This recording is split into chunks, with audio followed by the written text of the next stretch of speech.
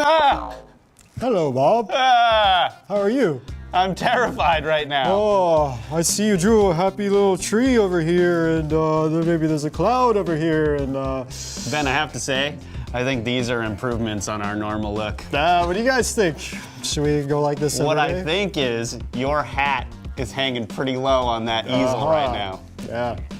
Well, everyone, things have been getting a little bit dark recently with our recent Deep State series. That's true. That's why I like little happy trees. So we decided that we'd dress Ben up like a painting and me as Bob Ross.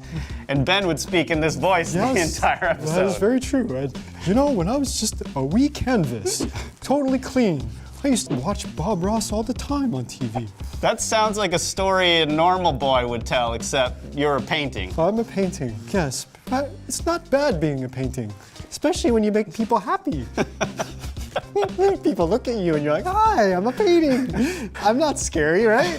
I think Ben is the least scary person on the planet as it is. Never mind when he's wearing this ridiculous canvas. Yeah. What do you guys think? Should I go like this all the time? I don't think anyone's going to be able to take us seriously if we do the whole episode like this, Ben. Are you sure? Yeah. Well, you're probably right. Especially since we go pretty dark and deep within the deep state itself in Halloween. He's still using the voice. He's not breaking character at all. No, not at all. Does everyone like the addition of the hat up here? We had to add that. Yeah, it adds more character to the personality of the painting. All right, Ben, I think we're going to have to take it all down now so we can get into I business. like being a painting. It's kind of nice. He likes this way too much. I'm starting to get a little freaked out over here. Well, most of us grew up either celebrating or are still celebrating Halloween, but might not know too much about it aside from having roots in Celtic paganism. Dude, I still have some of that orange hair in my mouth. Yeah, you see, you got it all under your face too there. Now, we are for sure not telling you, your kids, or your family to stop enjoying dressing up and either getting so much candy that your teeth fall out or passing out from all the sugar. But it's good to know the history of this and how it has a very dark and twisted side that most people wouldn't know. And why is that? Well, like everything else, this holiday might as well be called the Deep State Day of Evil. But we'll get into that a bit later. First, let's talk about the history of this weird, fun, scary, and strange holiday. Now, like everything, Halloween started out upright and had a very specific purpose. So over 2,000 years ago, the Celtics would celebrate their New Year's by honoring those who have died. They believed that once a year, a door would open from our world to the netherworld, and those who were dead, along with other beings such as the fairies and stuff, would come through and walk among them in the living world once again. However, evil spirits would also be able to come into our world where they would feast on the living. So in order to hide from them, they would dress up as like monsters, ghouls, and ghosts and demons to hide or confuse them so they would leave them alone. But during this celebration, the Celtic priests would build huge bonfires, would make a huge feast for everyone, and also make sure they left sweets, wines, meats, and other food outside for evil spirits to consume before they went back to the netherworld. Now, in ancient paganism, and specifically Druidism, they celebrated something called Samhain, which was basically the same as the Celtic New Year. Now, Halloween, or Samhain, started out as a festival to honor the crone, who is an elder priestess or matriarch. The word hag actually started to be used, which meant wise or holy wisdom, and centuries later, hag turned into another word for witch. Now, crone was originally part of the Trinitarian goddess, which represented the three phases of the moon and the annual cycles of nature, and also rebirth, as it symbolizes the birth of the new year. When the Christian church took over the holiday, they renamed it Halloween, Hallowed Eve, which means holy, and they turned it back to just mean that it was a sacred time for honoring our ancestors. Now, we say it was because most people don't celebrate it this way anymore, and nowadays, if people really knew what happened or what is going on, we might think totally differently about this holiday. However, today it's a huge money-making holiday, coming in at second only to Christmas. It's a huge multi-billion-dollar industry, which is why companies promote it, from the candy industry to costumes, decorations, cards, you name it. Okay, now you guys might be wondering, okay, so how did witches, magic, jack-o'-lantern, vampires, werewolves, Donkeys, etc. come to be? Okay, to go back even further to the Sumerian days, about 4,000 years ago, there's a tablet containing the Gilgamesh epic, which mentions the goddess Lilith. She was a demon, or a she-demon, called night hags, or nightmares, who were known as vulvas, shape-shifting entities who would transform between dawn and at dusk. It was said that these she-demons would have total control over men's sexuality, either making them her slaves or through magic make them impotent. Also, Lilith's sacred symbolism was the owl, which is the wise bird of the crone. And this is also why owls are a big part of Halloween, which also represents human sacrifice, which we'll get into here pretty soon. By the way, Lilith is the reason why Christians started to look at these women as witches. And also, it is very strange that Lilith is seen as a really good thing in our culture now, such as like Lilith Fair, in which this is named after, and many people say this is where real feminism came from, but I mean, well, this is like a whole topic. Why'd you even go there, We're not Ben? even going to go on this episode. Okay, so after years passed by, Samhain started to be associated with Lord Samhain, which is another name for the Lord of Darkness. Yeah, great, and that sounds like Sauron from Lord of the Rings, who's also represented by the Horn God and Stag God, and soon he started to be worshipped by the Druids. And really, this is where another form of the demons, Moloch and Cerberus, which is also connected to Saturn. And from this, all kinds of predictions were sought after, and eventually these priests started to perform human sacrifices in these fires to the sun god, or really to Moloch. Or Saturn. Or Saturn. Also, we didn't really get into it, but the Romans also started to perform ritual sacrifices, and this was directly connected to Saturn. We talked a bit about this in our Saturn episode, but I digress. Soon, a form of Satanism started to really take shape, as some of these women would collect and keep various kinds of animals and insects, which was believed that they could become possessed by demons and could be used in these first so-called spells. Children started to be used as a sacrifice to make the older look younger, and also spells were cast to see the future and to communicate with the devil himself. Now, we're not saying everyone in this druid or pagan community is like this, of course not. We're just saying that this started to happen here. As for jack-o'-lanterns, they first came about as men would hold these eerie lights as they came from the sea into the bogs and marshes in England. They would hold them in their hands and kind of sway them and actually look like a swinging head, so they came to be known as corpse candles. The candles were also signals for the souls of the men who were lost at sea that were leading them home. They started to carve scary faces in them to ward off the evil spirits. However, things became darker when the Druids started to go to homes and demand that the husband of the homes provide a loved one to be sacrificed. If the husband agreed, they would leave a lantern on the doorstep. If the husband refused, they would place a spell or a trick on the home and draw a hexagon on the front door in human blood. A demonic spirit would then be attracted to the hexagram, and it would invade the house, causing one or more of the inhabitants to go insane and basically possess them. Hexagrams, right. Now again, once the Christians took over and named it Hallows Eve, they focused on just the ancestry and tried to convert the pagans. This was the precursor to the burning of the witches that started in Europe in the 1500s. Now, we'll get into the werewolves in a minute, but these actually came from the shape-shifting beings, and the vampires came about from drinking the blood of others, which is kind of basically what the deep state is doing, and we'll get into that later. Now, was everyone bad and deserved to die? Of course not. We covered all of this in our Salem Witch Trials episodes, which aired just before this one. Things kind of died down a bit on both sides, or at least out of the public eye. However, in secret, the dark side of Halloween started to renew, and the 13 bloodlines started to take control of the country and pretty much our world.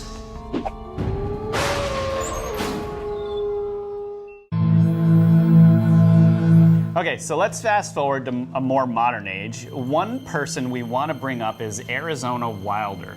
If you don't know who she was one of the first people to come out and really talk about the Illuminati rituals in the 90s with David Icke. Now, listening to it seems a little bit crazy. I mean, she talks about everything from secret rituals, being groomed to become one of the mothers of darkness, the highest classification of a witch inside the cabal. I mean, she goes into aliens, demons, shape-shifting creatures, different families of the bloodlines, I mean, etc. Her story is she was raised within the Cabal and was being groomed and was also an MK Ultra slave. She went to many meetings, took part in secret rituals, and even saw very high-level people at these rituals. Now, at first glance, it almost seems, too crazy to be true. And at that time, no one was really talking about this, especially, like these shape-shifting entities. She was one of the first people to call out the Queen of England as one of these entities. So Wilder said she didn't want to be part of this anymore and broke free of the mind control and decided to come out and speak publicly about all of this. Now, what's interesting is that instead of fading away, this led to even more people coming out and speaking about all of this. Wilder says that these shape-shifting beings are the ones that all the religions talk about as these like demons or these demonic figures such as like snakes, dragons, and that are all part of our culture and even in our religions. Yeah, she talked a lot about Halloween and said if people really knew what was happening, no one would be celebrating it anymore. She explained that the 13 bloodlines use this night as a great sacrificial night. She said simultaneously in the US there are 6 different locations where the 13 bloodlines meet and worship Satan and perform these rituals. So what's interesting, in 2008, someone named Tony Alamo was arrested for sexual assaulting a number of underage girls. And the worst part is his organization was created in Christianity, supposedly to help these girls, and he was also one of these televangelists on TBN. Wilder claimed in the 90s that this Christian side was just a show for the public for his true satanic nature, which actually came to light. So according to Wilder, she says that the Cabal would kidnap children mostly from third world countries to be used in actual blood ritual sacrifices. Most are homeless or are stolen from their broken homes. She says that the children represent the purest energy, and they would then terrorize them, use mind control and drugs on them, and then they would be used in blood rituals. Also, it wouldn't be a surprise to us to learn that some of these children possibly may be disappearing in the national parks, which seems to be a cover-up. And we just filmed another episode on people missing in national parks, so make sure you check that out. Okay, so guys, we'll go into some details, but we won't get too gruesome here. But basically, they would take these kids and they would drain their blood and then basically hold toasts up and everybody would drink. So in these sacrifices, a lot of these things would go on during it. So earlier we said we'd get into the vampire part. That's kind of it, this right? is it. Without going too much in detail here, you can kind of put 2 and 2 together here.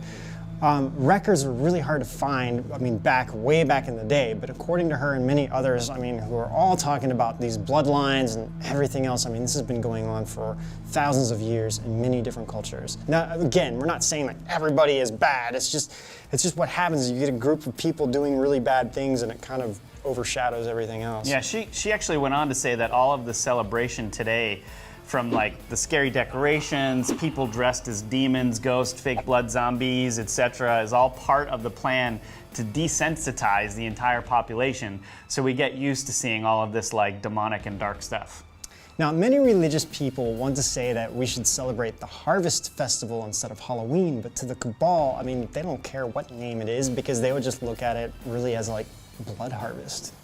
So actually, she starts to talk about a lot of these rituals, and in one of them, they would actually create a hexagon, and then inside of that, a pentagram, and then inside of that, a triangle, and then the Mother of Darkness would stand and summon very old, ancient demons. She also talks about different holidays, such as Christmas, but we for sure won't get into that here. Is for sure. But after she came forward, there are many other people coming out telling their own stories about these 13 bloodlines, such as an ex-Satanist, Glenn Hobbs, who was under mind control and was forced to marry a girl who was extremely young. And he talks about during Halloween, they would have him possessed by Satan and they would kill these animals in a ritual. He said he was being groomed to be one of the high priests in the Cabal.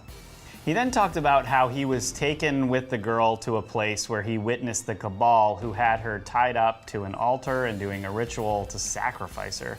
From his understanding, they were all possessed by demons, and they basically did a lot of really gruesome stuff to her with a knife, and once again collected her blood in goblets until she, and then they drank it. I don't want to go into the details because it's nasty. Yeah, it's really weird stuff.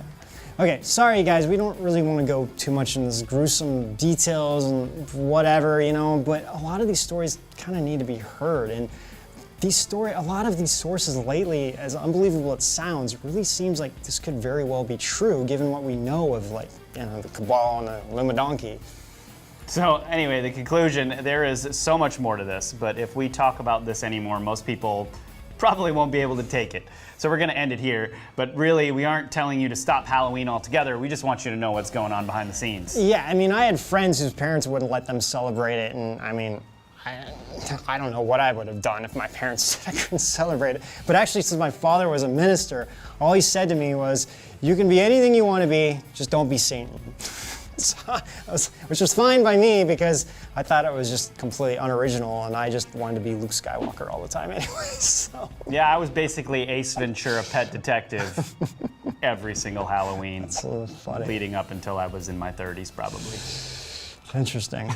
But anyway, well, we feel like it's important to learn what is really going on. So as parents, you can decide how you want to teach your children, and just knowing the real history is just kind of a good place to start. Ah! Hello, Bob. Ah! Hi, it's me, Bob Ross again. And it's me, the painting of Bob Ross. We still wanted to dress up for Halloween, but we didn't want to do it as any of those dark things. No, not at all. Halloween- Those dark things are scary. It doesn't always have to be horror and blood. Right, We can just paint happy little trees. exactly. Happy little trees and clouds. Clouds are always good too. Well, you guys, we hoped you really liked this strange and kind of spooky episode. And Ben's not going to stop talking like that for the rest of the day. No, I don't think I will. We should go out for dinner. So anyway, please hit like and subscribe if you haven't. And hit the notification bell. Oh yeah, don't Bob. forget that. Yes, that's very important. Thanks, Remember painting. that. So until next time, we'll see you out On the edge of of happy little trees. I think you should paint more of them. And I think you should stop talking like that. You're starting to freak me out. And have a happy Wonderine! Ha ha ha. Get it? Yeah, got it. Wonderine. I got it. Oh. Wow. Just hit record, we'll just do stuff. Eric, I hope you're a whiz at editing this because not all of this is going to be funny. Yeah. Happy little birds. Right here. Oh, not there, Right not here. there. No. I feel like I'm getting my haircut. Actually, you need a haircut, Bob. Bob needs a happy little A haircut. happy little haircut. Okay, Ben, Happy you don't little- need to keep talking in the painting voice anymore. And my hat is falling off. When I was just a little wee painting, I used to watch Bob. When I was just a fresh Canvas.